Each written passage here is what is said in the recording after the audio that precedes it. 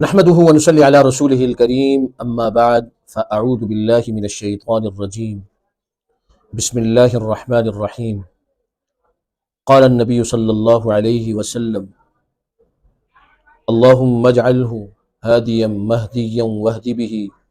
او كما قال صلى الله تعالى عليه وسلم صدق اللہ العظیم۔ حضرت معاویہ رضی اللہ تعالیٰ عنہ جلیل القدر صحابہ کرام رضوان اللہ تعالی علیہم اجمعین میں سے ایک صحابی رسول ہیں، اور آپ کاتبین وحی کی جماعت میں کا ایک فرد ہیں۔ ترمذی شریف مناقب کے ابواب میں امام ترمذی رحمہ اللہ نے باب قائم کیا ہے، باب مناقب لمعاویہ بن ابی سفیان، اور اس میں یہ روایت لائے ہیں کہ نبی کریم صلی اللہ علیہ وسلم نے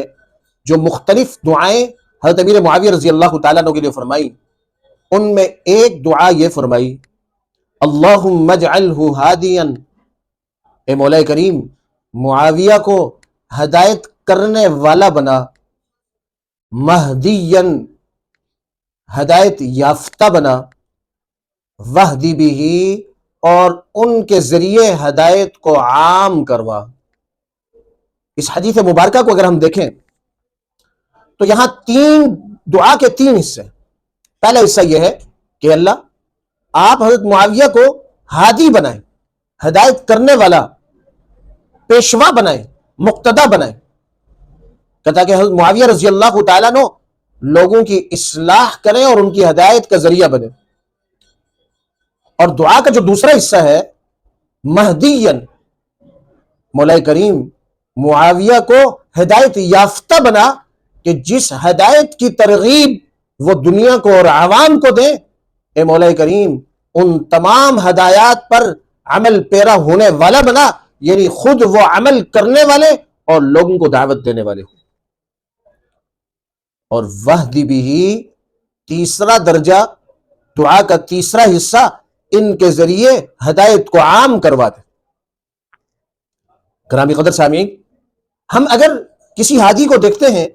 ہدایت کرنے والے کو دیکھتے ہیں، تو مختلف قسم کے لوگ ہمارے سامنے۔ بعض ہدایت کرنے والے، رہنمائی کرنے والے ایسے ہوتے ہیں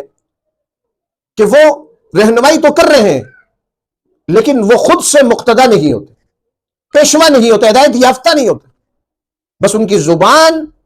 کسی بھی عنوان پر چل تو رہی ہے لیکن خود عمل کر پیرا نہیں ہوتے۔ اور بعض ایسے لوگ بھی معاشرے میں ہیں کہ وہ بہت زیادہ ہدایت یافتہ تو ہیں لیکن وہ رہنمائی نہیں کر رہے بلکہ ایک طرف ہو کر اپنے اعمال میں لگے ہوئے۔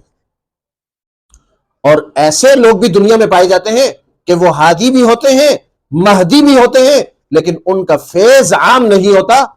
اللہ تبارک و تعالی نے نبی کریم صلی اللہ علیہ وسلم کے ذریعے کہ آپ نے دعا کی، اللہ معاویہ کو ہادی بنا کہ وہ رہنمائی کرنے والے ہوں، اور مہدی بنا کہ وہ ہدایت یافتہ ہوں، اور ان کے ذریعے اس ہدایت کو عام کروا۔ چنانچہ اللہ تبارک و تعالی نے اس دعا کو ایسا زبردست قبول کیا کہ امیر معاویہ رضی اللہ تعالیٰ عنہ زبردست ہادی، رہنما اور پیشوا تھے، اور مہدی یعنی ہدایت یافتہ بھی تھے، اور آپ کے ذریعے